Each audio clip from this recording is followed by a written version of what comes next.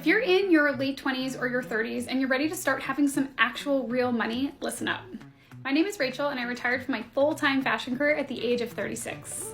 I'm leading you on a day-by-day journey to get your financial shit together.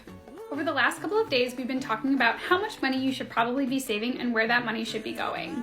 Hopefully in the first couple days of these videos, you opened a high yield savings account and started auto-transferring a really small sum of money into that account. Now that you have a better understanding of your cash flow and you've started getting your employer match on your 401k, let's talk about that high yield savings account. That account is going to become your emergency fund. Even if you have a ton of debt, you need to build an emergency fund first before you pay off that debt, and here's why. The cycle of debt starts when you don't have quite enough money to cover a necessary expense and you don't have great control over where your money is going. So you use credit cards to cover the gap, and then all of a sudden you realize you have kind of a lot of credit card debt, maybe spread out over a few cards. So you cut back, you start making bigger payments, everything's going fine, and then your car dies.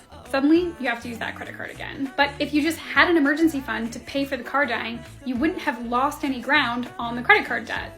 Look at your spending tracker, figure out how much money you can start contributing out of every paycheck towards your emergency fund, and focus on that. Keep making minimum payments on all of your debt.